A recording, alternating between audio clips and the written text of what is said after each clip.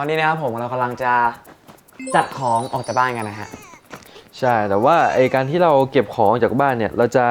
ออกจากบ้านไปไหนหรือเราจะไปทำอะไรก็เดี๋ยวรอดูตอนท้ายครับบอกเลยอะไรใครเก็บของไปครับผมก็หลายๆคนเนี่ยอาจจะเคยเห็นผมทัวร์บ้านไปแล้วในรายการไทยพาทัวร์นะครับผมเคยดูไหมไทยพาทัวร์รายการอะไรมีคนดูด้วยเหรอเฮ้ย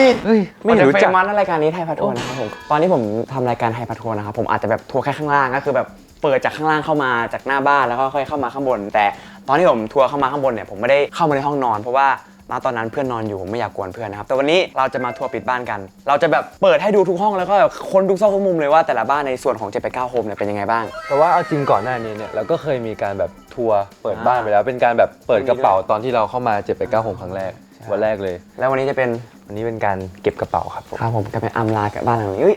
อะไรยังไม่ใช่ก็เราไปดูกันดีกว่าว่าเราจะทำอะไรต่อนะฮะก็เอาจริงห้องนี้มันเป็นห้อง12เขาเรียกว่าห้อง12แล้วมันเป็นห้องที่ใหญ่ที่สุดในบ้านเลยใช่เอาจริงห้องนี้พอคนมันเยอะมันก็แบบนอนลำบากอ่ะเพราะว่าเสียงมันดังคนเข้าออกตลอดอย่างไอยูเนี่ยยูมันแบบชอบนอนเร็วใช่4 ทุ่ม 5 ทุ่มมันก็นอนแล้วแต่ว่าแบบคนในห้องนี้กว่าจะนอนกันก็คือตี 2 ตี 3ก็จะเกิดการกระทบกระทั่งกันบ่อยๆแล้วจริงๆเวลายูจะนอนนะฮะมันอยู่ดีถ้าอยากนอนเมื่อไหร่จะพูดว่าฝันดีครับทุกคนฝันดีครับทุกคนโชคดีครับเพื่อนคำพูดเนี่ยจะให้ทุกคนเงียบแต่จริงๆคือบอกว่าฝันดีครับทุกคนคือตัวเองจะนอนแล้วนะครับแต่ไม่กล้าพูดแล้วเงียบเตียงอยู่นี่นะก็เดี๋ยวเรา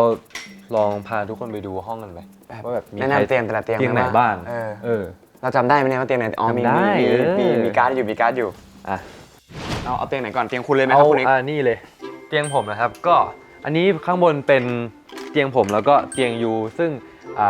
ทุกคนจะเห็นว่าเนี่ยทุกๆผ้าห่มกับทุกๆแบบหมอนเนี่ยจะมีปักชื่ออยู่อันนี้ก็ชื่อผมแล้วก็ตัวตาก็มีตรงผ้าห่มก็มีฮะมีตรงหมอนก็มีเอาผ้าห่มเลยผ้าห่มอะไรเฮ้ยมีเชนได้นะครับผมซื้อได้นะครับผมขายของเฮ้ยแล้วข้างล่างก็จะเป็นเตียงยูแต่จริงอ่ะมุมเนี้ยจะเป็นมุมที่สะอาดที่สุดเพราะว่าผมกับยูเป็นคนที่เป็น2คนที่สะอาดที่สุดในบ้านแล้วไอ้มุมนั่นน่ะมุมของคนที่ชื่อไทยนอนโคตรรกเลยมุมรู้สะอาดจริงไล่มาอันนี้แป๊บนึงนะอันนี้หน้าทำไมหน้าเป็นเหมือนกันเลยครับเฮ้ยอะไรอ่ะเก็บเลยห้อยคอไว้แล้วต้องห้อยคอดิเข้าบ้านเดี๋ยวก้าวเดี๋ยวก็ไม่รู้ดิเดี๋ยวผมใส่ของคุณบ้างเดี๋ยวรอก่อนโอเคอันนี้ส่วนเตียงนี้เป็นของเพชรแล้วก็ข้างล่างเอเป็นคนนอนครับใช่มีชื่อหมดเลยครับทุกคนใช่ส่วนอันนี้ก็จะเป็นของมุจังกับข้างล่างจินวุกนะครับใช่นี่เราให้เขาดูนี่หน่อยนี่นะครับเราสลักชื่อนะผมจินวุกก็มีนะฮะอันนี้ก็ทุกคนจะมีขวดน้ำเป็นของตัวเองแล้วก็มีชื่อสลักไว้เรามาดูเตียงฝั่งนี้ดีกว่านี่เตียงพี่ฮาร์ดปะเตียงพี่ฮาร์ดมีชื่อปักอยู่แล้วก็ข้างล่างของใครนะเป็นชีสโอเคมาดูเตียงต่อไปอันนี้เป็นของพี่บักแลนด์จำได้แม่นเฮียเล็กกับใครนะแมดดักเดี๋ยวเล่าก่อนนิดนึงก็คือคนที่อยู่เตียงข้างล่างครับส่วนใหญ่เขาจะชอบเอาผ้าห่มมาคุมเตียงบังเกอร์เป็นฟิลแบบเด็กเป็นแบบเหมือนสร้างบ้านตัวเองตอนเด็กๆเล่นสนุกเอาจริงมันดีนะแบบว่าผ้าห่มที่เขาให้กันแต่ละคนนะครับเราก็จะแบบยัดอย่างเงี้ยแล้วเหมือนเราก็เข้าไปข้างในเพราะเวลานอนบางทีมันแสงอะไรเงี้ยเราก็แบบ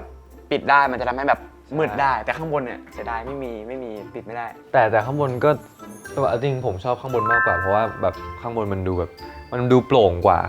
มาดูเตียงต่อไปเตียงนี้ต้องบอกก่อนว่าเตียงเนี้ยมันสะอาดเตียงเนี้ยคือเตียงที่รกที่สุดในห้องไม่สะอาดจริงเตียงเนี้ยทุกคนเขาเก็บกระเป๋าเข้าแบบบางคนก็เก็บเข้าอันนี้ใช่ไหมเข้าใต้เตียงแต่ว่าคนเนี้ยจะเป็นคนเดียวที่เอากระเป๋ามาวางกองอยู่ข้างหน้าของออโต้บอกสีอะไรออโต้เขาเก็บเรียบร้อยครับเนี่ยออโต้นอนข้างบนไทยนอนข้างล่างแล้วปกติออโต้ก็จะบ่นไทยตลอดว่าแบบพี่ไทยเก็บของมากโคตรตก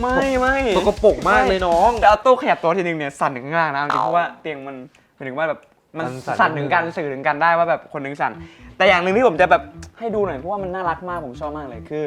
รองเท้านะครับเป็นปกติใช่ไหมแต่นี่กลัวหายกันนะครับก็คือจะสลักชื่อเลยไทยมีวันนึงผมใส่ข้างหนึ่งของไทยอีกข้างหนึ่งของเพชรก็คือใส่ม่วงกันสลับข้างกันนี่นะจริงมีวันนึงอ่ะจะใส่รองเท้าอยู่ข้างล่างใช่ไหมจะใส่แต่ว่าแบบ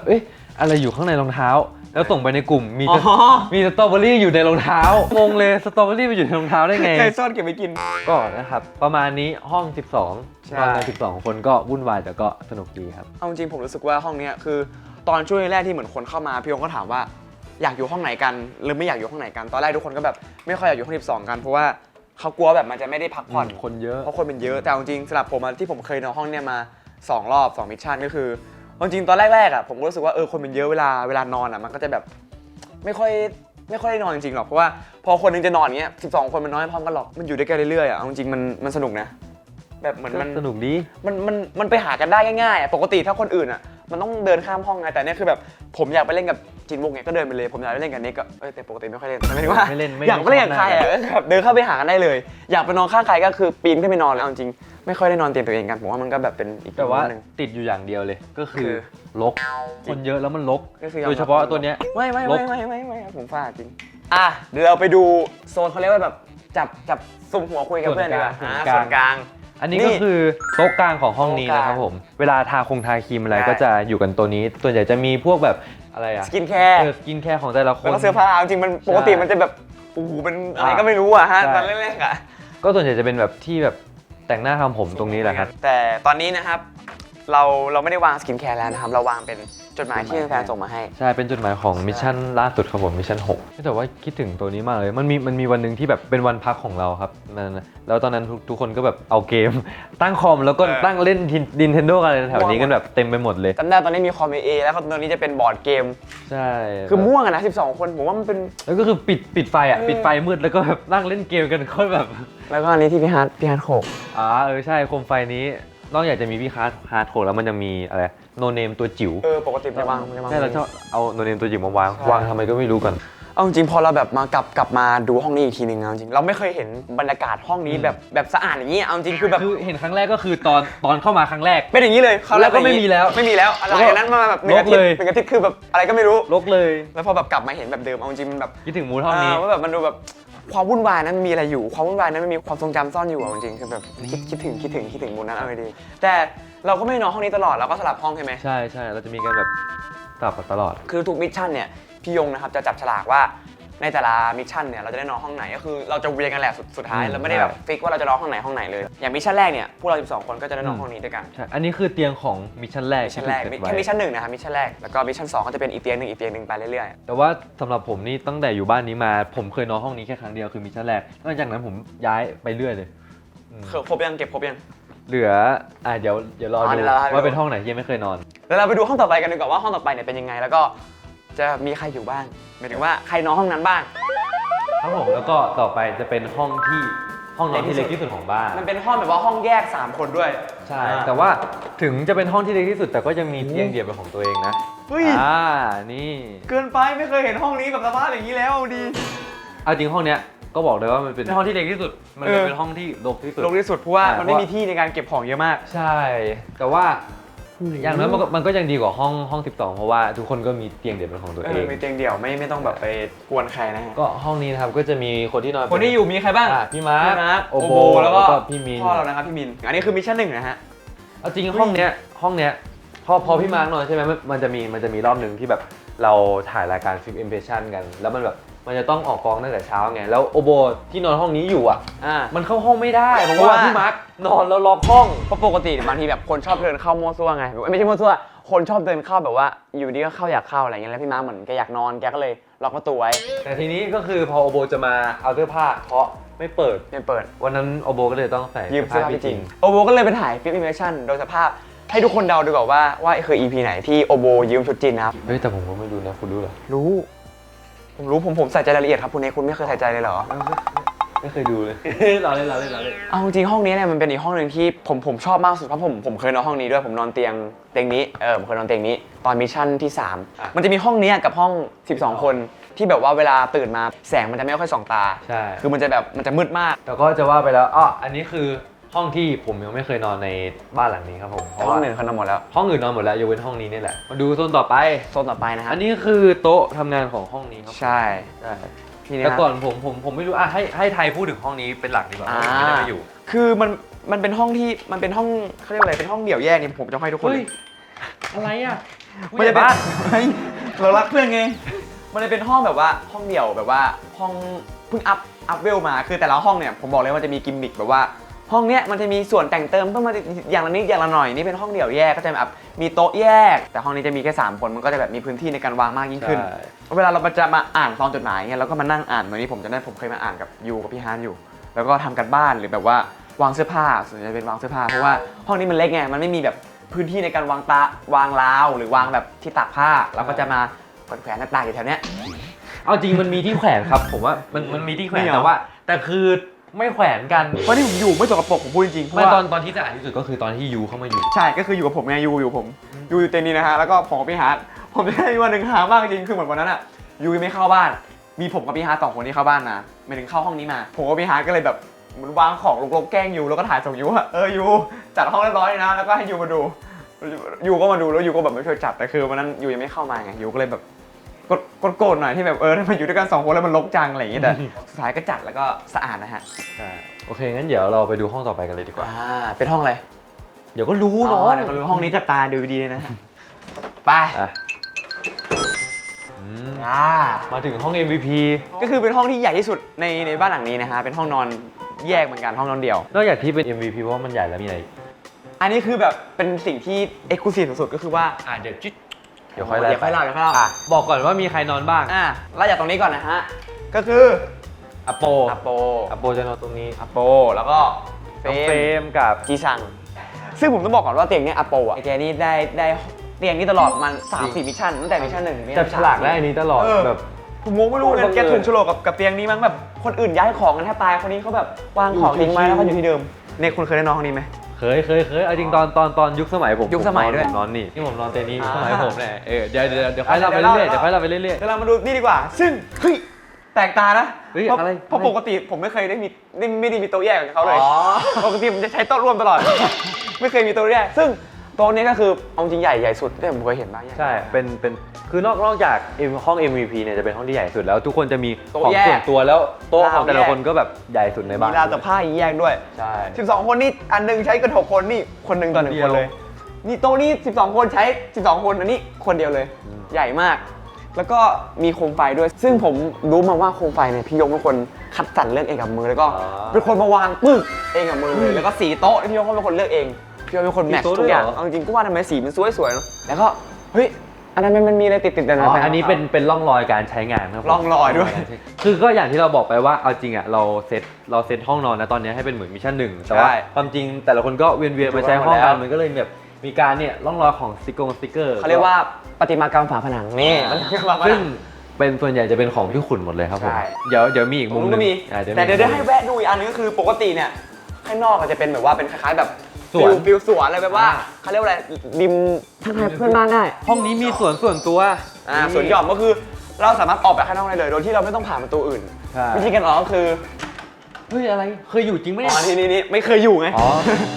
เปิดไงครับนิกผมไม่เคยเปิด แล้วจะเป็นอย่างนี้เดี๋ยว โชว์เดี๋ยวผมไม่เคยอยู่ห้องนี้ ง่ายปุ๊บแล้วก็ออกไปเลย แล้วก็ปิด ซึ่งมันจะเป็นทางเดินต่อไปห้องน้ำรวมอีก แล้วเรามาดูต่อไปดีกว่าที่บอกว่าห้อง MVP เนี่ยมันพิเศษ Exclusive ขนาดไหน เฮ้ย เฮ้ย โต๊ะ โอ้ อันนี้คือห้องอื่นนี่โต๊ะวางสกินแคร์คือรวมกับโต๊ะทำงานนะ แต่นี้คือมีโต๊ะแยกเลยเอาจริงห้องเนี้ยที่ผมชอบอีกอย่างหนึ่งก็คือมันเป็นห้องที่มีกระจกส่วนตัวในห้อง คือแต่ก่อนเนี่ยไอห้องเนี้ยคือทุกห้องอ่ะถ้าเกิดใครจะใช้กระจกอ่ะจะต้องมีแบบไปใช้ข้างนอกจะมีกระจกรวมแต่ห้องนี้เป็นห้องเดียวเลยที่มีกระจกส่วนตัว แล้วก็ผมเคยเห็นมิชชั่นหนึ่งพี่ฮาร์ดมั้งแกซื้อตู้เย็นเล็กๆมาเสียบแล้วก็ตั้งตู้เย็นไว้ใส่พวกครีมตู้เย็นเล็กๆไว้ตรงนี้ได้เขามีทั้งส่วนกลางมีทั้งส่วนตัวอีกโต๊ะนะฮะสงสารนักเรียน12มีแค่ส่วนกลางยาวมาก แล้วก็อีกอย่างหนึ่งก็คือแป๊บนึงนะ เรามาถึงไฮไลท์ยังไฮไลท์ แป๊บข อ๋อยัง ขอไว้เนี่ย อ๋อแวะ คือผมไม่เข้าใจคือมันน่าจะมีแค่ยุคเดียวที่ผมอยู่ห้องนี้แล้ว เวลาตอนเช้าๆเนี่ยครับผมจะชอบเปิดผ้าม่านเพราะว่าห้องนี้เวลาเปิดผ้าม่านแล้วมันจะแบบคือ เขาเปิดมากกันอย่างนี้เหรอครับ ผมจะชอบแบบเปิดหน้าต่างให้แสงมันเข้ามาตลอดครับผม ตอนกลางคืนก็เปิดเหรอ ไม่ตอนกลางคืนก็ปิดดี ไม่ว่าแล้วมันเปิดทำไม โอเคมาถึงส่วน ไฮ ต่อ ไลท์ ไปทำไมห้องนี้ถึงเป็นห้อง MVP นะ ปกติเนี่ยผมต้องเล่ากับว่าห้องอื่นเวลาเราจะอาบน้ำเราจะแบบว่าไปเข้าห้องน้ำอย่างเงี้ยถ้าห้อง12เนี่ยต้องไปเข้าห้องน้ำข้างล่าง แต่ถ้าห้องอีก3ห้องที่เป็นห้องเดี่ยวอะฮะจะใช้ห้องน้ำข้างบน ซึ่งต้องเสียเวลาถือบ้าคนหนูออกไปเดินออกไปอาบน้ำเสร็จถือบ้าคนอื่นเดินกลับเข้ามาแต่ห้องนี้นี่เดิน2 ก้าวปุ๊บมีห้องน้ำส่วนตัวแยกครับนี่ ห้อง MVP มีห้องน้ำส่วนตัวครับ ห้องน้ำส่วนตัวคือห้องน้ำเนี่ยจะมีข้อพิเศษอย่างหนึ่งก็คือว่าใช้ได้แค่3คนที่นอนห้อง VIP เท่านั้นคนอื่นเข้ามาใช้ไม่ได้ จริง เดี๋ยวเราเปิดให้ดูหน่อยนะเดี๋ยวเขาไม่เชื่อเป็นห้องน้ำ นี่นะ ห้องน้ำจริงเป็นฝักบัวนะครับผม นี้ นะ ห้องน้ำจริงๆ นี่ก็คือห้องนี้ จริงมันแบบมันสะดวกอะเพราะแบบเดินเข้าห้องน้ำเดินออกห้องน้ำอาบน้ำได้เลย ใช่ เพราะไม่ต้องเสียเวลาเดินออกไปข้างนอก เรามาชมเตียงต่อไปก็คือเตียงของคุณจีซังอากิระนะครับผม แต่เตียงกีซังแต่อันนี้คืออะไร สติกเกอร์นะครับผม ร่องรอยของพี่ขุนอีกแล้ว คุณขุนพลก็คือ พี่ขุนนี่ปล่อยไปทั่วเลย เพราะพี่ขุนพลเนี่ยเขาเคยได้นอนห้องนี้2 รอบก็คือเตียงนี้กับเตียงนู้น ใช่ แกก็เลยสร้างประติมากรรมฝาผนังไว้2 ที่นี่เอาจริงๆผมอยากอยู่ห้องนี้นะแบบไม่เคยได้อยู่ห้องเนี่ยผมอยู่ครบทุกห้องแล้วมั้งเกือบครบแต่อยากลองอยู่ห้องนี้ดูแบบว่าอยากลองดูว่าไม่ต้องเดินเหนื่อยไปเข้าห้องน้ำข้างนอกจะเป็นยังไงแบบว่าอยากเดินเข้าห้องน้ำได้เลย มันโคตรสบายอ่ะ จริงเหรอ พวกคุณแบบไม่มีดวงไง ขอโทษที่รายการไม่เคยได้เข้าไปเลยนะครับ โอเคครับก็ประมาณนี้ เตียงนี้ดีกว่าอีกเตียงหนึ่งเตียงน้องเฟรมนะครับน้องจิ๋วนะครับนี่โอ้โหมีการ์ดโฮลเดอร์แต่ละคนนะนี่น้องจิ๋วนะครับก็คือเหมือนกันเหมือนเดิมเลยจะมีโคมไฟพี่ยงเลือกเองกับมือเห็นไหมผมบอกแล้วมีหลายสีสี อ๋อ ดำสีดำ ไม่ นี่ เหมื สี อนกัน ขาวแล้วก็เตียงสีเหลืองเพราะว่าพี่ยงบอกว่าเฟรมชอบอ๋อ พูดไปเรื่อยเลยอ่ะ โต๊ะสีเหลืองเพราะว่าเฟรมชอบสีเหลืองนี่ดูจาก ใช่เหรอ ชุดเขาสีเหลืองไม่รู้ อันนี้โมนะ พูดไปก่อนให้มันเข้า อันนี้โมนะ ให้มันคล้องจองกันนะเสื้อ พูดไปเรื่อยอะคนเนี้ย นี่ครับมันก็มีความแมทชิ่งกัน พูดไปเรื่อยไปแล้วไม่ ห้อง MVP ก็มีประมาณนี้ พอ เออ เราไปห้องต่อไปกันเลยดีกว่า รู้สึกว่าแบบหายใจสะดวกอะอยู่ห้องนี้รู้สึกหายใจสะดวกมากอ่ะเดี๋ยวเราไปดูห้องก่อนสุดท้ายดีกว่าแต่ก่อนที่จะไปดูห้องนอนก่อนสุดท้ายนะครับ ขอแหวนอีกนิดนึง คือจะเป็นกระจกเขาเรียกว่าคล้ายๆกระจกส่วนกลางวันไหนถ่ายรายการเราก็จะแบบมานั่งส่องกระจกแต่งหน้าทำผมกันตรงนี้เลย 12 คนเนี่ยก็อยู่ตรงนี้เบียดกัน ก็อย่างที่บอกว่ามีแค่ห้อง MVP ที่เป็นห้องที่มีกระจกส่วนตัวเพราะงั้นอันนี้ก็เลยจะเป็นกระจกของทุกคน Yeah ใช่ครับ ซึ่งทางกันเนี่ยอยู่แค่เนี้ย ก็แต่งกันอยู่แค่นี้แหละ อันนี้ก็เป็นทางสู่ห้องน้ำแต่เราจะแวะห้องนี้ก่อนนะ ห้องนอนโอเค เข้าไปดูกัน ไปโอ้โหห้องนี้ก็มันเป็นอย่างนี้ตั้งแต่เมื่อไหร่เนี่ยห้องนี้อ่ะ ได้ข่าวว่าล่าสุดรกมากเหมือนรังหนูเล ล่าย สุดผมต้องเดินแบบ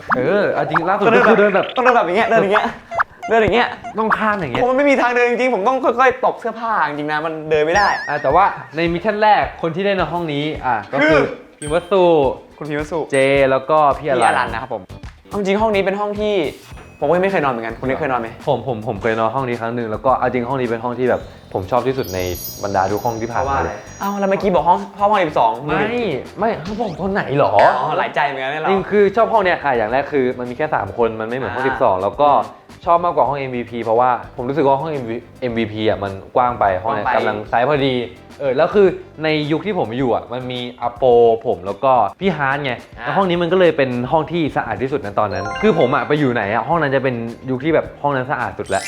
เดี๋ยวเล่าเลยก็คือเขาจะมีการจัดว่าห้องรกที่สุดมันจะมีซีซั่นด้วยว่าซีซั่นนั้นใครอยู่ มันจะมีคือในตามแต่ละมิชชั่นนะครั ใช่ คือในแต่ละมิชชั่นก็จะมีห้ ห้ อ อง ง นี้ ที่ ต้อง แบบ นั่งในพนักยาว โอเค คือเราบอกว่าทุกมิชชั่นเราเปลี่ยนคนที่นอนเตียงไปเรื่อยๆใช่ไหมล่ะ ซึ่งในแต่ละมิชชั่นก็จะมีแบบเรียกว่ายุคที่แบบยุคนี้สะอาดสมมติมิชชั่นนี้ห้องนี้สะอาดมิชชั่นนี้ห้องนี้สะอาดแทนซึ่งมิชชั่นล่าสุดห้องเนี้ย ห้องนี้ ล้างหนูเลยอ่ะ ให้ทุกคนไปเดาดีกว่าว่า3 คนนั้นเป็นใคร คนหนึงเนี่ยอยู่ประสานมิตร ไม่ได้อันนี้คือแค่ใบ ใบ โอเค อยู่ประสานมิตรเป็นนักเรียนมปลาย มาบายอีกคนนึงอยู่พาหรือชัย อยู่พระหฤทัย ไม่ได้เรียนมปลายเหมือนกัน ฉายาพิเดช พี่เดชอันนี้แค่ใบ อีกคนนึงเป็น เป็น คนเกาหลี ใช่คนเกาหลีก็ใบเหมือนกัน เกาหลี เราได้ นะไม่ใช่ครึ่งเกาหลีนะ ใช่เกาหลีแท้เลยเราได้ ก็ ยากอยู่ จะเป็นยุคที่ รกที่สุด ล้างหนูครับ ก็คือที่บอกว่าเดินมาเนี่ยผมเดินไม่ได้คือถ้าปิดตาเดินล้มเลยเพราะว่าไม่เห็นทางต้องเอามือเนี่ยกวาดทาง อันนี้ เอาผ้าออก ไม่ได้ใส่ร้ายถาม พูดจริ พี่ ง ยงได้เลย ครับ คือ พูดจริง เละยิ่งกว่าตอนห้อง 12 รวมกันนะ จ ครับ ริงๆครับแต่ถ้าเป็นห้องที่สะอาดที่สุดอ่ะอันนี้ผมจำได้นะพี่ยงก็พูดว่าเป็นห้องพี่ยงเลยห้องข้างๆพี่ยงแต่ตอนนี้ยังไม่ถึงเป็นห้องณตอนนั้นจะเป็นห้องเด็กประสานมิตรเหมือนกัน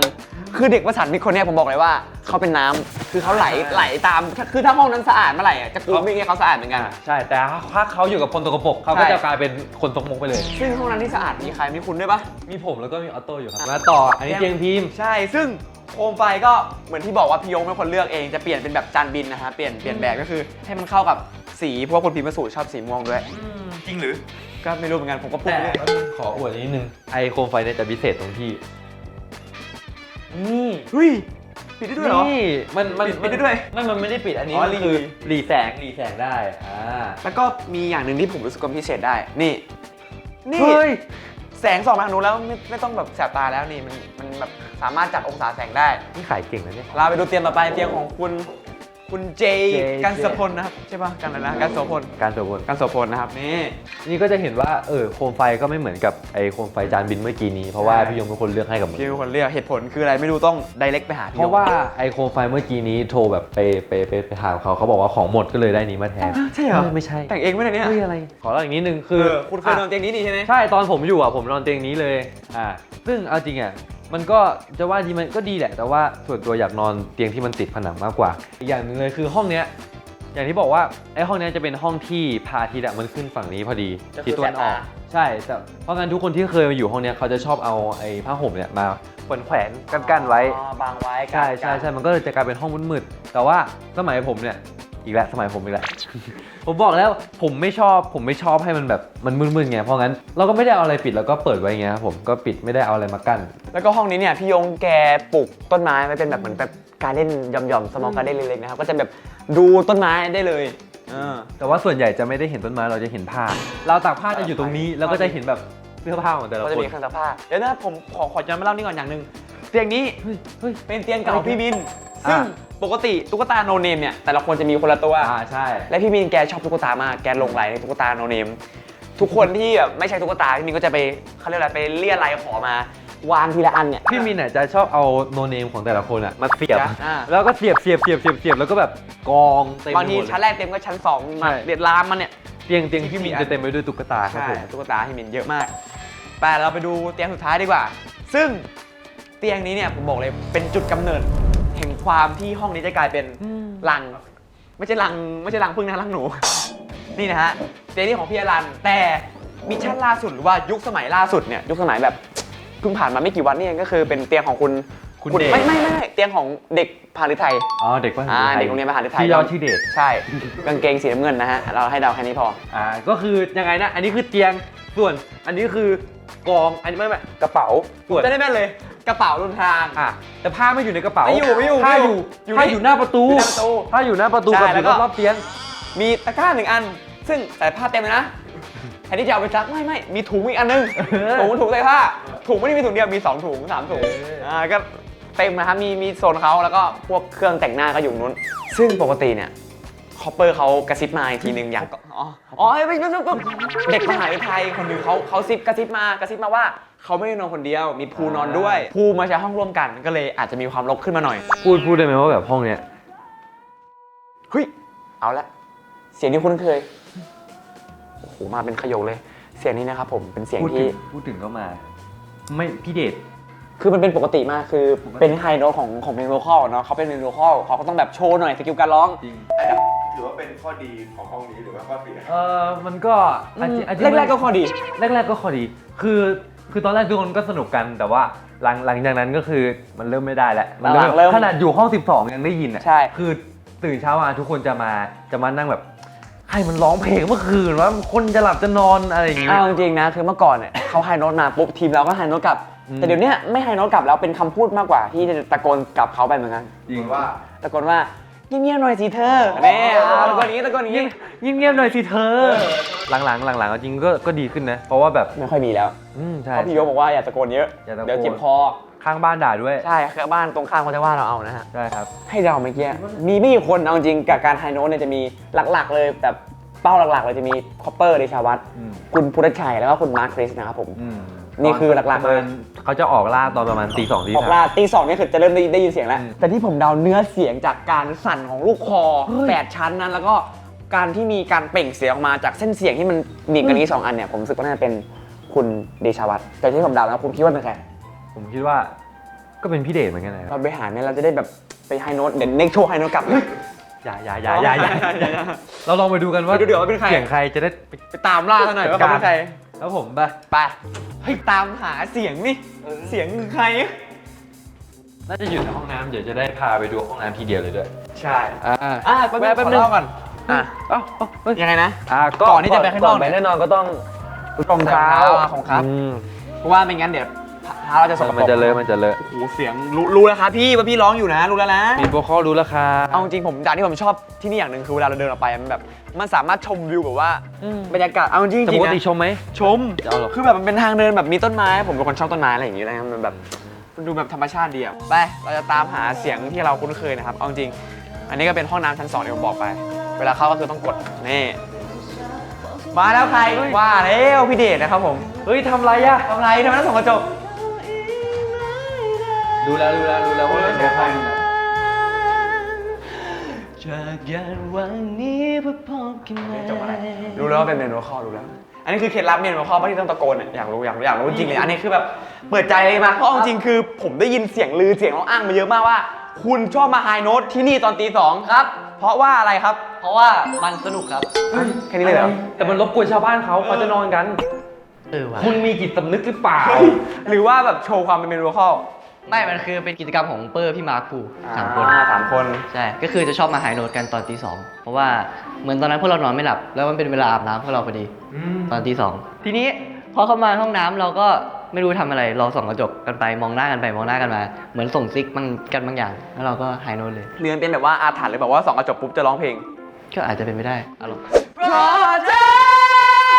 เฮ้ยจริงด้วย เนี่ยเสียงสูงขึ้นเลยพออยู่ห้องน้ำ เสียงสูงขึ้นเลยหูวางคอ คือมันเป็นเทคนิคคือสมมุติเหมือนเวลาเราไปอัดเสียงใช่ไหมทุกคนเวลาเราอัดเสียงปุ๊บเราก็ต้องใส่รีเวิร์บใช่ไหมให้เสียงมันมีความกังวานใช่แต่พอ ห้องน้ำมันกล้องมันมี ห้อง ความ น้ำ กั ปุ๊ ง บ วาน ไม่ต้องทำอะไรเลยใช่ เฮ้ย มีความกังวานเลย ดึกแล้วคนอื่นเขานอนก็ลดบ้าง คุณต้องรู้หน่อยคุณคัพเปอร์ เปิดใจมากี่รอบแล้ว ไหนๆเรามาห้องน้ำแล้วเราพาทัวร์ห้องน้ำหน่อยไหมว่าห้องน้ำเป็นยังไง ห้องน้ำที่เราใช้กันตลอด เพราะห้องเนี้ยผมใช้เป็นส่วนใหญ่เลย อันเนี้ยเราอธิบายตรงนี้คืออะไร ที่เล่นเบสที่มันหนีปะ ไม่ใช่ อันนี้แขวนมาติดตัว เสื้อผ้าก็แขวนได้จริงๆ แต่ จริงๆมีคนแขวนเสื้อผ้าเยอะเหมือนกันครับ ของจริงเป็นยังไงนะตัวเนี้ยของจริงอะ อันนี้คือความจริงมันเป็นที่นั่งพัก แล้ว ก็เป็นพายุตัวใช่ไหม พายุตัว แต่ความจริงตรงนี้เสื้อผ้า เสื้อผ้า ก็คือถอดกันแล้วก็แบบลืมเก็บกองกันอยู่ตรงนี้ จนพี่ยงพูดว่าจะมาเก็บไหมถ้าไม่เก็บเนี่ยจะให้ ทิ้งเลยนะ จะไปทิ้งแล้วเพราะมันหนักมาก แต่สุดท้ายเหมือนจะเก็บ แต่ก็ไม่ก็วางไว้อยู่ดี วางไว้ดีๆนะอันนี้ก็จะเป็นห้องน้ำนะครับ2ห้อง แล้วก็ห้องน้ำเป็น4ห้องเอาจริงเวลาที่แบบถ่ายงานแล้วดึกๆอ่ะเราจะแบบว่าเข้ามาเหมือนวิ่งแย่งกันผมขอเล่าอย่างหนึ่งมีวันหนึ่งนะคือเวลาเราอาบน้ำเนี่ยจะจองห้องโดยการเอาผ้าเช็ดตัวไปแขวนมีวันหนึงผมอ่ะเอาผ้าเช็ดตัวไปแขวนปุ๊บแล้วผมออกมาเช็ดคลีนซิ่งแป๊บนึงหันไปอีกทีห้องน้ำกลายเป็นสีแดงก็คือล็อกอยู่ ไม่รู้ว่าใครเหมือนกัน ที่เรียนมาจากพระหรือไทย โด วะ นตลอดเลยอ่ะโดนตลอดคือตอนนั้นอ่ะคือเหมือนพี่ไทย ยอมรับเลยเหรอ อ่ะไปทำอะไรสักอย่างปะ พี่มาเช็ดคลีนซิ่งเลย มาคีนซิ่งแล้วมันนานแล้ว ไม่ เปอร์ นาน แบบจาบเลยไงเปอร์เลยบอกพี่ไทยว่าเปอร์ขอแป๊บเดียวทีเนี้ยพี่ไทยอ่ะไม่เคยโกรธเปอร์มาก่อนเลย แล้วเหมือนวันนั้นแหละเป็นวันแรกที่พี่ไทยเหมือนจะโกรธเปอร์นิดนึ มัน ง ไม่ได้โกรธหรอกนะแบบเฮ้ยเปิ้ลแบบอะไรวะจอง ไม่ แล้ว งุนหงิดว่าตอนนั้นงุนหงิดเพราะว่ามันตี ตี 4แล้วอ่ะ ตี 3 ตี 4 มันดึกมากแล้วพรุ่งนี้ต้องแบบไปถ่ายงานต่อ ใช่มันเป็นสเตจไฟนอลพอดี แล้วทีนี้พี่ไทยก็เลยแบบเปอร์อะไรสักอย่างแล้วก็เหมือนว่าเปอร์นิดนึงเปอร์ก็ไม่เป็นไรเปอร์ก็อาบน้ำต่อไปกัน ซึ่งเอาจริงๆป่ะ ข้างล่างก็มีอีก4ห้องแต่ไม่มีใครลงไป ใช่คือหน้าล่างมันน่ากลัวนิดนึงถ้าสมมติต้องอาบน้ำมา แต่จริงอะเอใช้ห้องน้ำข้างล่าง คนเดียวเลยเหรอ คนเดียวเลย ก็คือ4ห้องเอก็เปิดแล้วก็อาบยุงกลางเลย ไม่ จริงเหรอ แต่เอไม่กลัวเอใช้ห้องน้ำข้างล่างคนเดียวเอแบบมี งั้น ความ เดี๋ยว สุข เดี๋ยวลงไปแล้วรับนาวลงไปชั้นข้างล่างมาครับ ถ้าไม่รู้ห้องน้ำด้านล่างเป็นยังไงดูที่ไหนครับ ไทยพาทัวร์นะครับผม ไม่ต้องดูหรอกรายการนี้ รายการไทย ใกล้เจ๊งแล้วฮะรายการ ใช่ผม789 Survival พิมพ์ไปไทยพาทัวร์นะครับ มีหลายที่เลยทัวร์มอเกษตร ทัวร์789 Home หรือว่าจะเป็นทัวร์ที่ไหนก็ว่าดูเลยครับรายการนี้ดังอยู่เพราะค่อนข้างจะเฟมัสเลยทีเดียวเชียว เราไปดูห้องต่อไปกันอยู่ครับ ไปครับ ถึงตาต่อไปเป็นห้องของคุณแล้วนี่เหลือห้องสุดท้าย บ้า ห้องสุดท้าย อ๋ออันนี้ไม่ได้ดูห้องน้ำเหรอ ดูห้องน้ำดูแล้ว อ๋อดูแล้ว ข้าว คือห้องน้ำเป็นที่ที่ใช้เวลากลับบ้านนี้บ่อยระดับ ใช่ ครับ แล้วก็เป็นห้องที่แบบเราอยู่นานอยู่นะจริง ใช่ ต่อไปก็เป็นห้องที่ใช้บ่อยระดับ เฮ้ยแต่ว่าเดี๋ยวไทยกับเปอร์ไปก่อนเลยเดี๋ยวขอเข้าห้องน้ำรอแป๊บนึงไปก่อนเลย ๆไปทำอะไร อาบน้ำเหรอ ไปเถอะ โอเค เราจะพาไปทัวร์ที่ไหนต่อครับคอปเปอร์ เราจะพาไปดูห้องนี้นะเป็นห้องในตำนาน อ่า เรียกว่าเป็นห้องในการสูตรรวมของคนนะครับ เขา ที่ เรียกว่าเป็น ใช่ ห้อง เราจะเรียกห้องเนี้ยเป็นเหมือนแต่ละห้องจะมีชื่อคนรับ ห้องเนี้ยจะชื่อว่าห้องพี่ยง เดี๋ยวจะบอกเหตุผลว่าอะไรเป็นชื่อห้องพี่ยง ครับ ไป ครับ โอ้ยคิดถึง อุ้ย ห้องนี้ คิดถึง เอาจริงห้องนี้ให้คุณคอปเปอร์เล่าก่อนดีกว่า เราแนะนำทีละเตียงแบบพึ่งแนะนำก่อ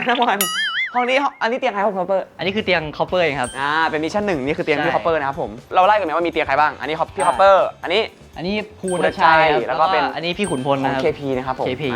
แล้วเล่าเตียงคุณก่อนว่าทำไมเตียงคุณมีสตอรี่เลยครับ นอน ส ดี ต ก อ ว่า รี่ก็คือเหมือนถ้าอีก 2 เตียงในห้องเนี้ยครับเวลาตอนเช้ามาแสงมันจะเข้าตา แต่ถ้านอนตรงเนี้ยแสงมันจะไม่เข้าตามาก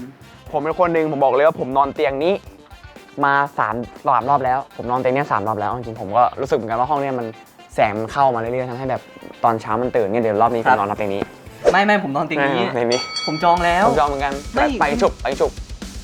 เฮ้ยเอาตรงนี้เลยไหมล่ะ ต่อแล้ว ครับผมห้องนี้นะครับเป็นศูนย์รวมของคนที่ชอบเล่นเกมนะครับ อ่า ก็จะมีคนที่เล่นเกมหลักๆนะครับก็จะมีอยู่2คนนะครับในห้องนี้ก็คือเปอร์กับภูนะครับส่วนพี่ขุนถามว่าชอบเล่นเกมไหมก็ชอบนะครับแต่ว่าพี่ขุนเนี่ยเล่นคอมของแกเองเปอร์กับภูก็เหมือนเล่นด้วยกันเยอะเล่นเกมด้วยกันเยอะตอนแรกเป็นเหมือนเครื่องเล็กๆก่อนเป็นแบบเครื่องเล่นเกมเล็กๆเป็นเกม ยังไม่ได้ต่อเข้าคอมตอนแรกแบบดูอะไรเล็กๆก็ได้ เล็กๆก่อนฟีฟ่าเกมฟีฟ่า เกมฟุตบอลเกมฟุตบอล อยู่มาสักอาทิตย์หนึ่งคุย เริ่มแบบเริ่ม ไม่ไหวคุยกับภูว่าเฮ้ยซื้อจอดีไหม เฮ้ย ซื้อจอแล้วทีนี้ก็เหมือนหาซื้อจอแต่ว่าหาซื้อไม่ได้ ให้แม่ ก็เลยให้แม่ส่งจอคอมส่งจากบ้านมาที่นี่ พอมาถึงปุ๊บสายยังไม่มีสาย ไม่มีสายอ่ะ เสียบไม่ได้ แต่ไม่ได้ทำไง ก็ไปขโมยไอ้เปียโนด้านล่าง เฮ้ย มันจะมีสาย โป๊ะเลยนะเนี่ยเปียโนเนี่ยโป๊ะเลยนะขโมยมันเนี่ย ไม่ได้ขโมยเปียโนขโมยสายเปียโนไง ขโมยสายเปีย ข โน โมยสายเปียโนมาเสียบแล้วถึงได้เล่นเกมครับ ซึ่ง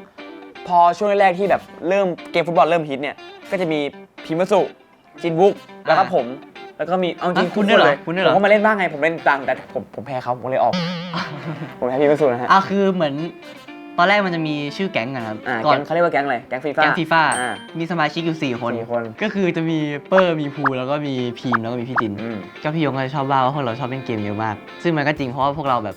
คือเหมือนเขาตั้งกฎว่าตอนนั้นเขาตั้งกฎว่าห้ามเข้าห้องเพื่อนตอนเที่ยงคืนใช่ไหมเดี๋ยวมันพอหลังเที่ยงคื มัน น ติด อะ ลมมาเล่นเกมอ่ะ มันก็เล่นไป ก็จะแบบ เรื่อยๆอะ เหมือนพวกพีมพี่จินที่ไม่ได้นอนห้องเนี้ยก็จะแบบย่องๆมาแล้วก็มาเล่นเกม แอบเข้ามา เราไปดูเตียงอื่นดีกว่าไม่งั้นเดี๋ยวจะไม่ได้ถึงเตียงคนอื่น เฮ้ยแต่เตียงเปอร์อยู่นานก็ดีนะ ไม่เอาอ่ะ เอา มันเดี๋ยวมันเหมือนเตียงห้องนั้นนะที่แบบอะไรไม่รู้รกเลย เฮ้ยขอแก้ข่าวหน่อยครับ ไม่ให้แก้ข่าวไปท่อนต่อไป เฮ้ยขอแก้ข่าว แก้นิดนึงแก้นิด คื นึ อง เปอร์ยอมรับว่าเปอร์ก็ลกแหละ แต่ว่า นี่ไง คือของ คือเดดแอร์เพราะไม่มีอะไรจะแก้จริง ไม่คือของในเตียงเปอร์รอบๆเตียงเปอร์มันไม่ใช่ของเปอร์มันคือของภู ของผู้ 2% ที่เหลือเปอร์98% 50 ไม่ใช่ เนี่ยไม่มีใครเชื่อเลยอ่ะ อันนี้ของธุรชัยนะครับ อันนี้เป็นเตียงที่เปอร์นอนบ่อยกว่าเตียงตัวเองอีกตอน เพราะว่า แรกเพราะว่านอนกับภูครับ เอา อืม แค่นี้เลยเหรอ ใช่แค่นี้แหละ เตียงเนี้ยเป็นเตียงของพี่ขุนพลมาก่อนแต่มิชชั่นหลังๆผมนอนเตียงเนี้ยประมาณ3มิชชั่นติดกันเลย ผมได้เตียงเนี้ยตลอด ซึ่งเอาจริงคือเวลามันไม่มีกำแพงด้วยแล้วแสงมันเข้าแบบผมต้องมีผ้าปิดตา คือเหมือนแบบเปอร์จะชอบเตียงที่แบบมันติดกับไอ้กำแพงอ่ะเพราะเตียงนี้มันไม่มีกำแพงอ่ะตอนนั้นเปอร์มานอนกับพี่ไทยใช่ไหม อืม แล้วเหมือนเปอร์ก็จะตกเตียงชอบตกเตียง แล้วก็นี่จะเป็นราวนะฮะ ห้องนี้เป็นห้องที่มีราวเหมือนกันราวแยกแล้วก็จะมีโต๊ะส่วนตัว ซึ่งนี่นะครับโคมไฟเปลี่ยนไปนะครับผม เหมือนแต่ละ โค ห้ ม อง ไฟเหมื มั อน น จะ กัน มีโคมไฟไม่เหมือนกัน แต่เปอร์ชอบมาถ่ายติ๊กต็อกห้องนี้มากเพราะ เพ ว่า ราะว่าแสงสวย ชอบ ห้ง ชอบไฟนี้เปอร์ชอบไฟ ห้องที่ นี้ สองด้วย โอ้ใช่ห้องที่สองคือ the best the best ในการถ่ายติ๊กต็อก เรามาเข้าถึงว่าทำไมถึงชื่อว่าห้องพิยงดีกว่าอ่า เหตุผลนะครับที่ห้องนี้ได้ขนานนามว่าชื่อว่าห้องพิยง เพราะว่า เพราะว่า หลังม่านดำหลังนี้นะครับจะเป็นห้องพิยงซึ่งเวลาพิยงจะเข้าห้องอ่ะพิยงก็ต้องผ่านห้องนี้มาก่อนแล้วถึงจะเข้าห้องแกได้แกก็ต้องเหมือนมาเจอพวกเราก่อนทักทายพิยงก็จะเดินมา เฮ้ย ไหนปลอมตัวเป็นพี่ไทยดิ พี่ไทย แล้วทำไมไม่เอา ไม่เดี๋ยวเป็นพี่ยงให้ ไม่อันนี้ก็สลับกันเดี๋ยวเป็นนี่ก่อนแล้วเลยเป็นนี่ต่อ อ่ะ ปลอมตัวเป็นพี่ไทยพิยงก็จะเดินเข้ามาถือกระตอกมาเดินมาแล้วก็จะแล้วก็เปิดประตูเข้าไป พี่ไทยปลอมตัวเป็นคนเล่นเกมฟีฟ่าตัวนั้นตัวนั้นนี่พี่ยงเปิดเข้ามาปุ๊บ พี่ยงวันนี้ครับอ๋อ อ๋อสวัสดี เฮ้ย เล่นเกมเหรอเกมอะไรฟีฟ่า ฟีฟ่าเล่นไหมครับพี่ ไม่เป็นไรไม่เป็นไร โอเคพักผ่อนเยอะๆครับพี่ยง ไม่รอแล้วไม่รอแล้ว แล้ว โอเคแล้วก็เข้าห้องไป คือมันเหมือนเป็นประตูสวรรค์นะห้องนี้ จริง ใช่ จริงๆแล้วผมแบบเวลาพี่ยงเข้ามาแต่ละทีคือถึงแกจะเหนื่อยแต่แกจะมาทักก่อนตลอดเอาจริงซึ่งแบบไม่รู้เหมือนกันผมว่ามันก็เป็นสิ่งที่แบบดีนะผมว่า แต่ มัน ชอบเวลา ชอบเวลาพี่ยงมาแบบอย่างเงี้ย คือถ้าสมม ถึง ติ จะรู้ก็เหอะ สมมติวันไหนที่พี่ยงไม่มาทำอย่างเงี้ยเรารู้สึกแปลกๆนะ แกงอนเราเพราะว่าแบบบางทีที่แก เออ เดินเข้าไปเลยอย่างเงี้ย ใช่ ซึ่งบางทีแกอาจจะเหนื่อยหรือแกแบบอะไรไม่อยากคุยกับเราก็ได้ มันจะมีช่วงตอนแรกที่ต้องตื่นมาเอ็กซ์ไซส์ตื่นมา อ๋อ ตอน 10 โมง แล้วทีนี้ ห้องนี้เป็นห้องที่โป๊ะแตก ห้เนี้ยใช่เพราะว่าคือห้อง 12คือเป้ยเห็นพี่ไทยไม่ตื่นไปเอ็กซ์ไซส์แต่ไม่มีใครรู้เพราะว่าพี่ไทยอยู่ห้อง 12 แล้วมันมืดมาก แต่ว่าห้องเนี้ยคือพี่ยงเปิดออกมา จะเห็นเลยว่าใคร ไง นอนเห็นนอนกันอยู่เป็นตุ๊กแกแล้ว สามคนเลยนอนอยู่ไม่ตื่นไปเอ็กซ์ไซส์3 คนเลยห้องนี้ แต่พี่ยงไม่ว่าอะไร อีกหนึ่งอย่างห้องพี่ยงที่มีก็คือ ครับ คืออะไรครับพระ ค่ะใช่ คือ ค พ รั ระ บ พุทธรูปนะครับผมก็คือห้องพิยงเนี่ยก็คือเวลาเราแบบจะขึ้นสเตจหรือว่าเราจะไปออกงานแต่ละทีเนี่ยเราก็จะเข้าไปไหว้พระอนุโมทนาบุญก่อน แล้วก็อีกอย่างหนึ่งก็คือห้องเนี้ยผมรู้สึกว่าเวลาเรามีเรื่องอะไรเราก็จะปรึกษาพี่ยงเพราะว่าพี่ยงก็เหมือนเป็นแบบคนที่เราสามารถปรึกษาได้เป็นพ่ออีกคนนึงเวลาแบบผมไม่ได้ทุกข์ใจอะไรเข้าไปในห้องนี้แบบโอ้โห โหแบบดีแบบกลับมาแฮปปี้ ทุกข์ใจกว่าเดิมเฮ้ยอะไรก็คือเข้าไปเอาจริงๆคือแบบออกมาแล้วก็แบบเหมือนเราแบบเหมือนเราคุยกับพี่ยงอะแล้วเหมือนแบบมันห้องนี้มันเอกลูซีฟจริงๆได้เข้าแบบเข้าออกได้เลย ใครเข้าไปบ่อยครับห้องนี้ จริงก็หลายคนนะเอาจริงผม พี่ไทย เอาจริงผมเดินเข้าได้เป็นห้องที่ไม่มีใครเคยเห็น แล้วก็จะไม่มีวันเห็นอีกต่อไปเพราะเป็นห้องแห่งความลับ ใช่ครับ ซึ่งจะมีแต่พวกผมที่ได้เห็นนะครับ ไม่ได้ขิงนะครับ ก็เล่าให้ฟังเฉย แล้วก็พี่ยงด้วยอีกคนนึง ครับ ซึ่งพี่ยงอยู่ในนี้หรือเปล่า ไม่อยู่ อยู่เหรอ ๆจริงเหรอ เอาดิพี่ยงเขาไม่มีอะไรครับพี่โทษทีครับโอเคนี่แหละฮะชั้นบนก็จะมีแค่นี้ห้อง MVP ห้อง 12 ห้องเน่า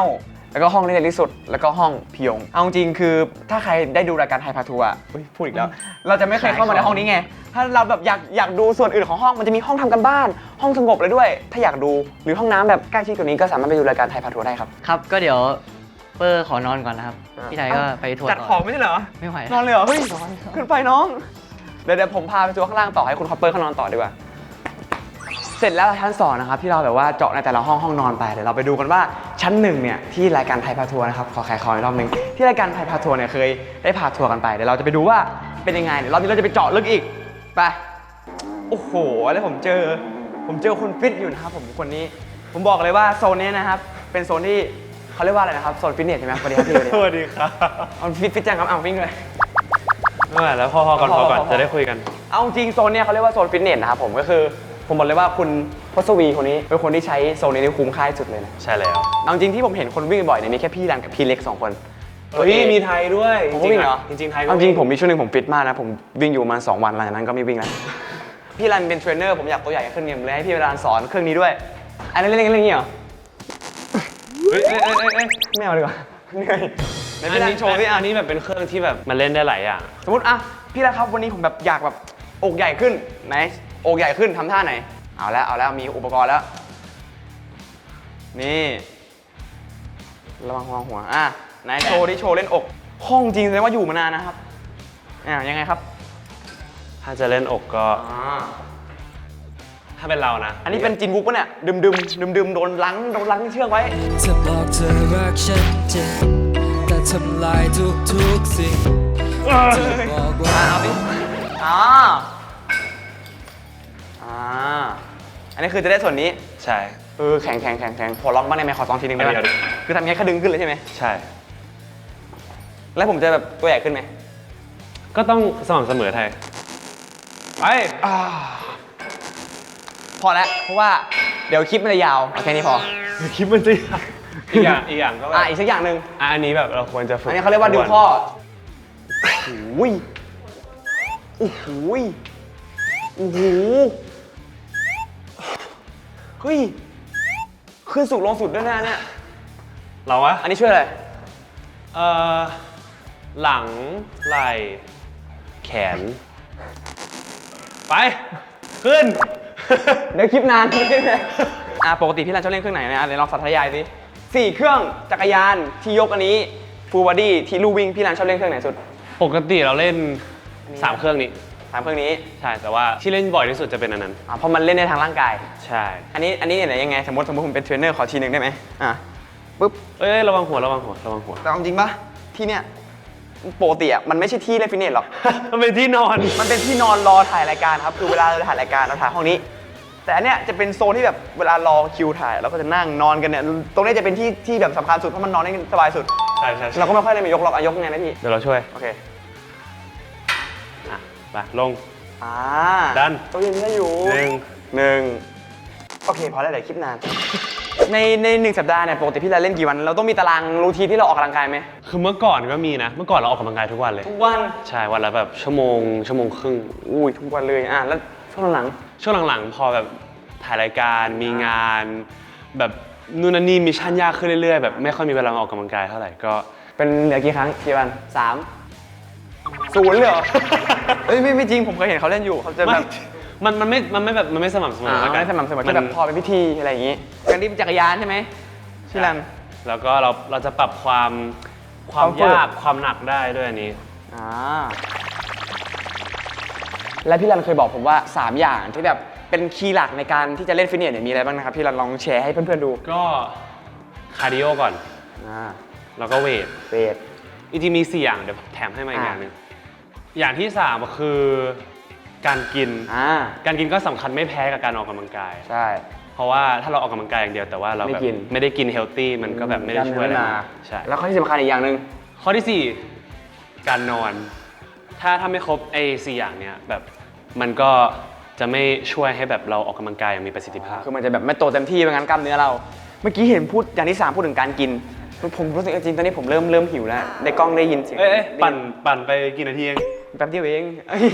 ปัดไปแป๊บเดียวนะฮะแต่รู้สึกเริ่มหิวแล้วซึ่งห้องต่อไปที่เราจะไปการบอกเลยว่าพูดมาขนาดนี้แล้วว่าเราหิวนะครับเราก็จะไปห้องน้ำ ไม่ใช่ห้องครัวนะครับเดี๋ยวเราไปดูดีกว่าว่าใครเนี่ยที่ชอบสิ่งอยู่ในห้องครัวหรือเป็นพ่อครัวประจำ789 พ่อครัว พ่อครัว หุงข้าวด้วย หุงข้าวด้วยทำกับข้าวด้วยปอกผลไม้ด้วยนะครับเดี๋ยวเราไปดูดีกว่าว่าคือใครไปฮู้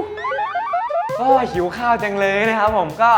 นี่นะครับเป็นห้องครัวที่พวกเรา24 คนนั่งสัมมนาคุยกันนะครับแล้วก็กินข้าวด้วยกัน เราไปดูดีกว่าว่าใครอยู่ในห้องครัวเฮ้ยสวัสดีครับ สวัสดีครับ ทำอะไรครับพี่บ่าว ปอกแอปเปิ้ล ไอ้มินทำอะไรไอ้มิน ไอ้มินปอกแอปเปิ้ลอยู่จ้า เฮ้ย2 ลูกเองเหรอไม่พอมั้ง เลย กี่หลายคนนะ2 ลูกไม่พอเดี๋ยวผมเอาเพิ่มไหม ได้ งั้นไปหยิบให้หน่อย อยู่ไหน ตู้เย็น เอากี่ลูกเพิ่มมีเยอะไหมโหเอาไปกี่ลูกพี่มิน เท่าไหร่อ่ะ3 นะปอกไหวเปล่าผมไม่ได้เป็นคนปอก ปกติพี่ก็ปอกจ้า อ๋อลืมไป3 ลูกนะ จ้า อ่ะ งั้นแต่เดี๋ยวต้องล้างก่อนปะเดี๋ยวต้องไปเอาจานยังไม่ได้กินด้วยซ้ำอะแต่เงิน อร่อยอ่ะ จ้ามันไปเอาจานก่อน ไม่มี ผิดชั้นชืบชืบ อ่ะกินไหมคนปอกต้องกินมั้ย เอาเพื่อแกะอย่างนี้หน่อยแกะอีกเกือบ ไม่ต้องไปล้างอีกอยู่ดีไม่เป็นไรน้องแกะไว้ก่อนเดี๋ยวค่อยไปล้างไหนวิธีการล้างมีไหมแบบ ต้องล้างแบบ เฮ้ยเอาจริงพี่มินเนี่ยเป็นพ่อครัวเป็นพ่อบ้านและเป็นพ่อคนเป็นทุกอย่างคือเหมือนเป็นคนดูแลบ้านนี้ ดูแลพวกเราทุกคน24 คนด้วยเหมือนเป็นพ่ออีกคนหนึ่งเพราะว่าพี่มินก็เป็นผู้อาวุโสสุดในบ้าน อาวุโส ไม่ก็ เลย อันนี้ชมไงว่าแบบพี่มินเป็นพ่อแบบดูแลพวกเราไงเอาจริง ซึ่งพี่ห่างจากอลันแค่ปีเดียว อ่ะ ใช่ จริงเหรอ ปีเดียวด้วยซ้ แต่ก็ถือว่าห่างไง ำโอเค อ๋อ ก็ได้ แล้วก็ปอกพี่มินลองเล่าเลยเวลาพี่มินชอบมาปอกผลไม้อย่างเงี้ยพี่มินชอบเหมือนแบบชอบปอกอะไรมากที่สุด ถ้าแบบได้ปอกทีสุดก็แอปเปิลเพราะแบบ พี่ยงชอบซื้อมา ใช่พี่ยงชอบซื้อแล้วก็แบบจุดเริ่มต้นของการปอกผลไม้เลยก็คือแบบสอนเอหั่นแอปเปิล จริงเหรอ เคยเห็นปะ ไม่เคย ที่แบบ เป็นไง พี่หั่นแล้วก็เอ สับ หั่น สับ สวยเลย สับเป็นสับเป็นหมูสับเลยปะ เป็นการแกะสลักที่สวยงาม แล้วก็มีคลิปหนึ่งน่าจะเป็นวอล์กของใครไม่รู้ที่เหมือนพี่มินปอกมะม่วงปะ ใช่ของพี แล้วเหมื ม อนอะไรนะพี่มินได้กินปะ ซึ่งพี่ปอกมะม่วงให้พีมแต่พีมกินหมดเลย แล้วพีมเลือกเอาเฉพาะแบบชิ้นที่หวาน แล้วพี่ก็ไม่ได้กินด้วยซ้ รู้ได้ไงที่ไหนหวานที่ไหนเปรี้ยว ำไม่รู้พิมพ์เซนส์ เอาจริงผมจะเล่าความน่ารักของพี่มินอย่างหนึ่งนะคือวันที่สเตจสุดท้ายครับแล้วเหมือนวันนั้นพวกเราทุกคนเหนื่อยมากแล้วเหมือนพี่มินไปซื้อแตงโมมา ไม่รู้ซื้อมากี่ลูกแต่แบบมันจะมีกล่องหนึ่งพี่มินซื้อแตงโมมา แล้วก็ปอกแตงโมอ่ะใส่ไปในกล่องนั้นแล้วก็แช่ช่องฟรีซไว้คือแบบเอาออกมากินไม่ได้แข็ง เอาช็อตเลย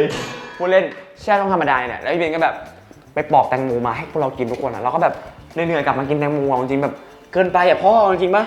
เฮ้ย พ่อเป็นพ่อ จริงๆแบบ ทุกคน คนนั้นคือแบบทุกคนแบบกินหมดเลยแป๊บเดียว โอเค คนนั้นเยอะมากนะนี่มินก็ซื้อไอติมซื้ออะไรเต็มตู้เย็นเลยอยู่ดีก็แบบส่งมาในไลน์ว่าใครอยู่บ้านบ้างแล้วก็บอกว่าเดี๋ยวซื้อไอติมเข้าไปนะแล้วเปิดมาอีกทีก็เห็นไอติมเต็มบ้านเลยแล้วก็แบบผลไม้ ซึ่งพี่ยงไม่ให้กินไอติมด้วยซ้ำเพราะว่าเจ็บคอ แต่ทุกคนกินหมด ก็ เลย กินอยู่ดี ไม่สนใจอยู่แล้ว อ่ะพี่มินปอกอีกเพราะว่าน่าจะมีหลายคนหิว ได้ เดี๋ยวไปหาเฟรมก่อน โอเค เฟรมน่าจะเต้นอยู่ห้องแดน1แน่นอน100% โอเค ไปเดี๋ยวมาขอบคุณครับ ไป ระวังมีดบาดมือโอ๊ยเฮ้ย เอายัง บาดเลยเหรอไป ได้ เราไปดูกันดีกว่าว่าเฟรมทำอะไรอยู่ห้องแดน1มาแล้วนะครับผมโอ้โหห้องนี้ว่าอะไรนะครับเฟรมมันอยู่นี้ใช่ไหมเพราะห้องเต้นนะครับนักเต้นมันอยู่นี้ครับคุณเมนแดนเรานะครับมาทำอะไรหุย ก็เต้นสิครับ เฮ้ยเยอะโห จัดมา ทำไมเฟรมชอบสิ่งห้องนี้เหรอ ใช่ก็ ทำไม เฟร อะ มเฟรมไม่มีอะไรทำเฟรมก็มาเต้นห้องนี้แหละ แล้วมันไม่อยู่อีกห้องหนึ่งอะ ห้องไหน ห้องแดนสอง ก็เฟรมชอบเต้นห้องนี้มันใหญ่ดี เพราะว่าห้องนี้เป็นห้องเต้นที่ใหญ่ ใหญ่ ที่ ที่ สุด สุดของเราแล้ว เพราะว่าแบบว่ารองรับ 24 คนได้เลยเอาจริงๆเวลาเราซ้อมแบบว่าเล่นเบรก24 หรือเพลงถึงนี้มันเต้น 24 คนเราก็จะมาซ้อมห้องนี้เอาจริงแม้ตอนนี้เราอยู่ 2 คนนะห้องนี้ใหญ่แต่พอ 24เมื่อไหร่เป็นไง ก็โคตรเล็กเลย แคบ แต่ เลย เฟรมชอบมาอยู่ห้องนี้คนเดียวเพราะว่ามันใหญ่มาก เอาแล้วคือไม่ให้คนอื่นอยู่เลยเหรอ ไม่ให้คนอื่นเล โอย เคไปแล้ว เวลาคนอื่นมาซ้อมก็ไม่อยากจะอยู่ด้วยโดยเฉพาะพี่เฮ้ย ทำไมอ่ะเนี่ยเต้นเมื่อกี้เปิดเพลงอะไรครับเมื่อกี้เปิดเพ เมื่ ล อง กี้ อะไร เต้นนี่นะคะอยู่ค อั รั นไหน บ จะโชว์แล้วหนึ่งสเต็ปดิเฮ้ยเต้นงี้เหรอ ไม่ใช่อันนี้ก่อน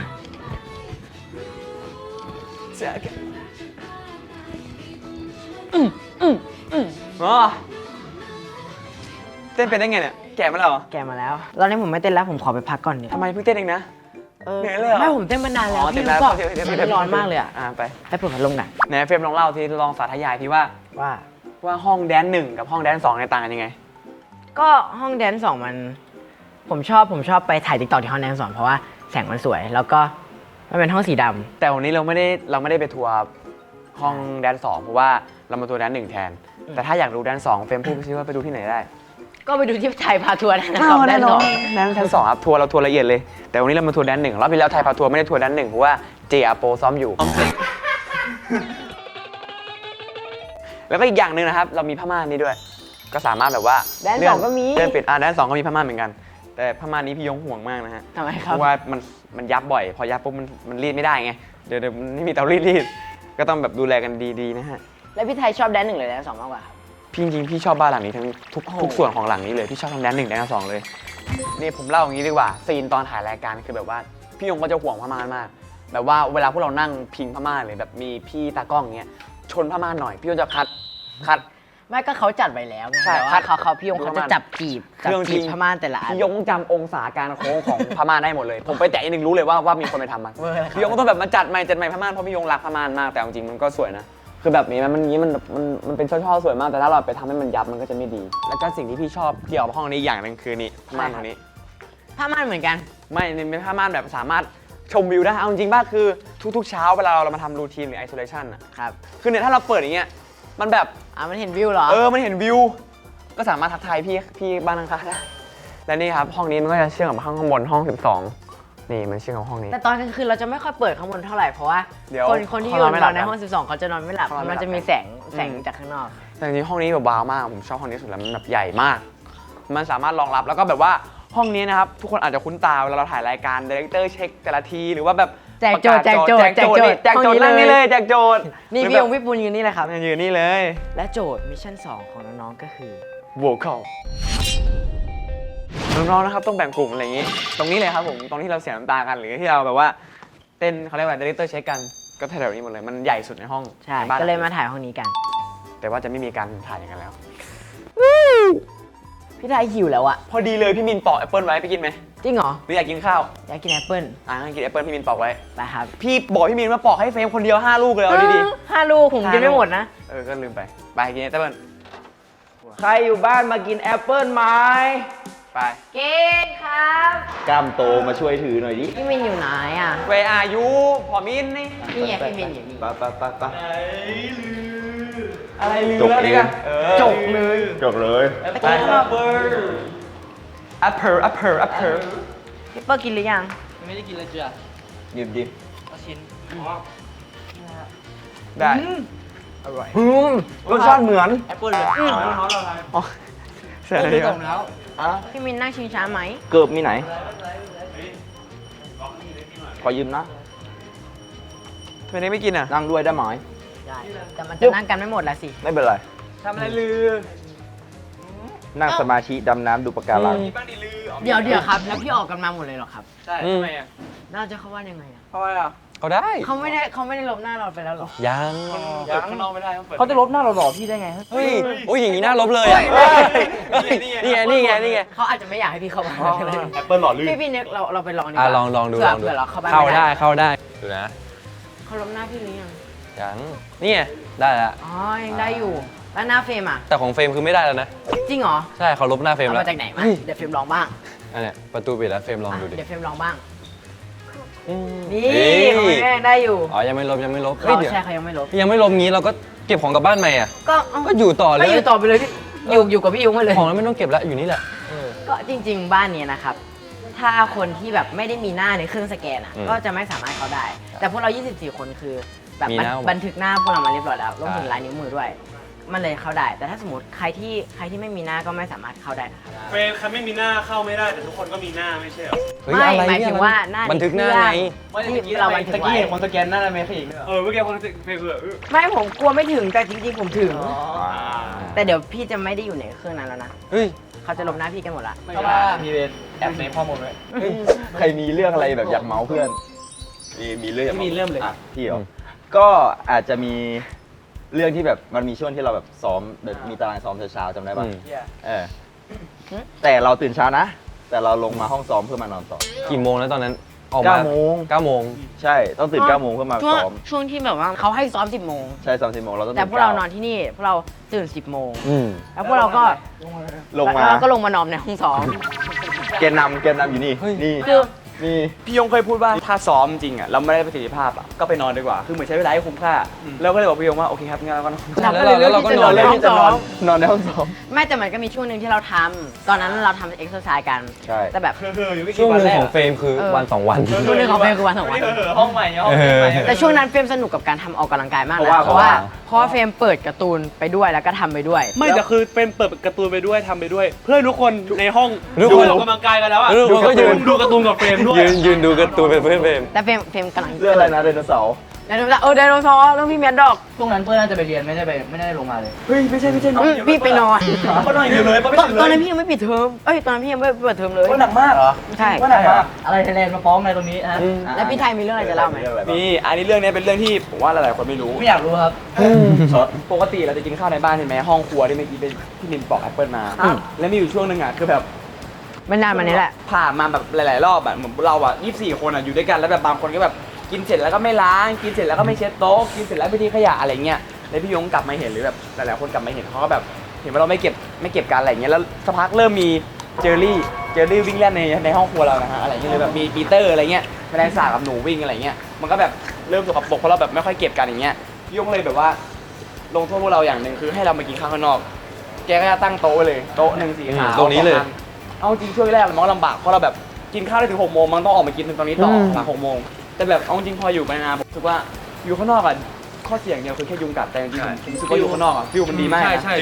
ไม่แต่เอาจริงฟิลบรรยากาศมันได้นะผมนั่งแล้วผมติดลมมากอ่ะติดลมมาข้างในถึงมันจะร้อน ชายหาดอะไรเงี้ย แต่มันแบบฟิลบรรยากาศเนี่ยกินอยู่แบบดูต้นไม้บนต้นร่มโพล่มใสเล่าเรื่องเปิร์ดิมีเรื่องอะไรไหม อ๋อเรื่องเปอร์เหรอ อยากเล่าอันเนี้ยมันเป็นเดือนแห่งความซวยของเปอร์ อ๋อช่วงมิชชั่น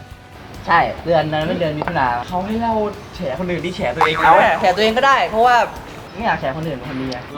ว่าตัวเองโดนเยอะแล้วใช่ไหมเลยเอาให้มันจบๆไปเลย ให้จบๆไปเลย ห้องครัวรกแล้วก็ห้องนอนรก อะไร เอาละ ก็แหละก็เดือนนั้นเป็นเดือนที่เปอร์เจ็บตัวบ่อยมาก ก็คือเดินไปไหนก็จะแบบชอบลื่นชอบหัวโขกชอบอะไรเงี้ยตลอดตอนนั้นจำได้ว่าคืนนั้นเหมือนประมาณตี 3เปอร์ไปห้องน้ำกับครูแล้วพี่มาร์คแล้วไปหายโน้ตกันพอหายโน้ตเสร็จปุ๊บเหมือนพี่อาโปก็ทักมาหาในกลุ่มมั้งบอกว่าเงียบๆหน่อย ทีนี้เหมือนครูพูดพี่แล้วก็พี่เลยบอกครูว่าก็เลยครูเลยแบบไปหายโน้ตตรง ห้องน้ำ ไปหาเอ็มพีอะไรอย่างเงี้ย ห้องอื่นประตู แล้ว เชื่อม แล้วครูก็เหมือนตะโกนเพราะเธออะไรเงี้ยทีนี้เปิ้ลก็ขำใช่ไหมแล้วเปิ้ลหัวเราะมากแล้วมันอยู่ในดิสทาม อ๋อใช่ หัวโขกปะ เปิ้ลหัวเราะมากแล้วทีนี้เปิ้ลก็แบบวิ่งไปแล้วก็ปุ้งแล้วตอนนั้นคือแบบหัวโนแล้วก็นั่นแหละไม่มีอะไรละก็แค่นั้นแหละแล้วก็ตอนนั้นจะไปโรงเรียนทีนี้กำลังจะเดินไปอาบน้ำเหยียบกระเป๋าดื้น เปอร์ไม่รู้เปอร์หรือเปล่านะมีคนตกบันไดในบ้านนี่ถูกปะ อ๋อใช่ เนี่ยหลายคนเลย อันนี้เฟรมก็ตกนะ หลายคน เปิ้ลตกใช่ลื่น ใครพี่ฮาร์ดเฟรมผม พี่กินด้วย พี่กินเน็ก มันมีช่วงหนึ่งที่แบบพื้นมันลื่นเพราะแบบพื้นสะอาดมาก ถุงเท้าก็ลื่น แล้วแบบพวกเราใส่ถุงเท้าดงบันไดมาก็แบบลื่นถ้ามีวันหนึงเห็นฮาร์ดตกบันไดก็ตกใจเหมือนกัน เป็นช่วงที่บ้านสะอาดมากพวกเราเลยไม่ชินมั้งตอน อ๋ นั้ อน ก็เลยลื่นเลย ผมว่าเราต้องไปฟิลถุงเท้าเด็กอนุบาลนะ ที่มันมีกันเรื่ ที่ อง มีกัน ได้ ตุ๊กแกอยู่ข้างล่างอันนั้นนะช่วยเบรกเอียดหน้าคว่ำ ของผมมิชชั่นล่าสุดที่ได้เป็นรูมเมทกับ AA ครับผมคือ แล้วคุณลืมผมเลย เฮ้ยอะไรก็คุณไม่ได้อยู่ในแบบเหตุการณ์ไง ก็ได้อยู่ ก็คือ ก็บอกตรงๆว่า AA อ่ะจะชอบเอาแบบเปิดกระเป๋าเดินทางไว้แล้ววางบนพื้น แล้วก็มีเสื้อผ้า AA วางอยู่ล้อมรอบทีเนี้ยมันก็รกใช่ไหมล่ะคือห้องมันก็ยิ่งแคบๆอยู่แล้วผมก็เลยบอก AA ไปว่าAA เนี่ยอีกประมาณ8วันน่ะรายการก็จบแล้ว AA ก็เอาเสื้อผ้าเก็บเข้าไปแล้วแบบเก็บเข้าที่ให้พี่หน่อยได้ไหมล่ะแล้วเวลาเอาใช้ออกมาก็แบบอดทนเปิดกระเป๋าเดินทางค่อยๆหยิบมาหน่อยอะไรอย่างนี้ก็ทำแบบอดทนให้พี่หน่อยได้ไหมบอกว่าพี่เน็กเนี่ยอีก8วันก็จบรายการแล้วพี่เน็กก็ทนไปหน่อยสิผมก็แบบเปลี่ยนไปน้องชายว่ะได้AA ไม่พี่เอถูกแล้ว งั้นพี่ทนก็ได้ AA ผมมีแค่นิดหน่อยคือชีวิตส่วนใหญ่ในบ้านจะใช้อยู่ที่ฟิตเนสจะมีหลายๆคนที่เดินผ่านมาก็แบบเฮ้ยพี่รันแบบพรุ่งนี้แบบเป็นโค้ชให้หน่อยดิเป็นเทรนเนอร์ให้หน่อยอยากจะฟิตหุ่นหน่อยหนึ่งในนั้นก็คือ พี่เดชหรือเปล่าพี่เดช ชวัฒน์พี่เดชชาวัฒน์ครับผมใช่ครับเล่นฟิตเนสครับผม ทำไมคนนี้หลายประเด็นจังอะเยอะมากคอปเปอร์เขาก็แบบมาบอกเฮ้ยพี่รันแบบผมอยากฟิตหุ่นพรุ่งนี้แบบ5 โมงเย็นเจอกันฟิตเนสก่อนซ้อมฟิตเนสกันก่อนซ้อมผมก็ได้เราพร้อมอยู่แล้วเราออกกำลังกายอยู่แล้วก็แบบผมก็มาออกกำลังกายของตัวเองตั้งแต่4 โมงเย็นอะไรประมาณนั้นปรากฏเปิ้ลมาถึงก็ไม่เข้ามาเลยแล้วเปิ้ลก็ไปกินข้าวเลย เหมือนเปิ้ลบอกพี่รันเปิ้ลไปแค่วันเดียวแล้วเปิ้ลก็หายไปเพราะว่าติดภารกิจอ่ะ ภารกิจอะไรอะเปิ้ล นอนนะ มีหลายคนมากเลยที่แบบอยากให้ผมแบบช่วยเป็นเทรนเนอร์ให้ หลังจากนี้เดี๋ยวเราจะพาไปเทรนเนอร์เลยแบบเปิดสัญญาแล้วนะเราขอ สัญญาไม่ได้แล้วบอกว่าจะ เข้า ไป ฟิตเนสฟิตหุ่นครับ พูดเลยนะ พูดแล้วจริง นี่ยังมีคลิปแล้วนะ แน่นอนเดี๋ยวไปตัดออกเอา แต่คุณอีกคนนะที่ ไม่เคยเห็นพี่ไทยอยู่ฟิตเนสเลย ไม่เคยตั้งแต่ชีวิตนี้ไม่เคยเห็นเลย ต้องให้เครดิตพี่ไทยอย่างหนึ่งพี่ไทยอ่ะวิ่งบ่อย วิ่งไปทำอะไรครับ เฮ้ยอะไรอะ ไทยวิ่งบ่อย ก็ว่าทำไมตอนเต้นไม่ค่อยมีแรง เฮ้ย แล้วเต้นท่าดีดิอย่ากลัวเวลาครับ แล้วผมก็เอาจริงๆแล้ววันนี้เราก็มาทำการแบบถ่ายปิดบ้าน 789 โฮมนี่แหละครับเพราะว่าตอนนี้พวกเราก็จบการเป็นเทรนนีแล้วแล้วก็กำลังจะก้าวเข้าไปสู่การเป็นศิลปิน ก็อยากจะฝากให้แฟนๆทุกคนติดตามพวกเราในเส้นทางศิลปินต่อไปด้วยนะครับ อย่างที่บอกกันไปตอนต้นนะครับว่าพวกเราเนี่ยเก็บของไปทำไมนะครับก็เดี๋ยวบ้านหลังนี้จะเป็นยังไงต่อจะไป9โฮมนะครับต้องรอติดตามพวกเรานะครับผมอาจจะเป็นการรีโนเวทหรือว่ากลับมาอยู่ใหม่หรือพวกเราจะออกไปเลยไม่กลับมาหรือเปล่าเฮ้ยรอดูว่าจะเป็นยังไงดีกว่า จากกันวันนี้พบกันใหม่ฮะ ฝากติดตามพวกเราด้วยนะคะ บ๊ายบายเดี๋ยวมาเจอเขาว่าจะเป็นยังไงบ้านหลังนี้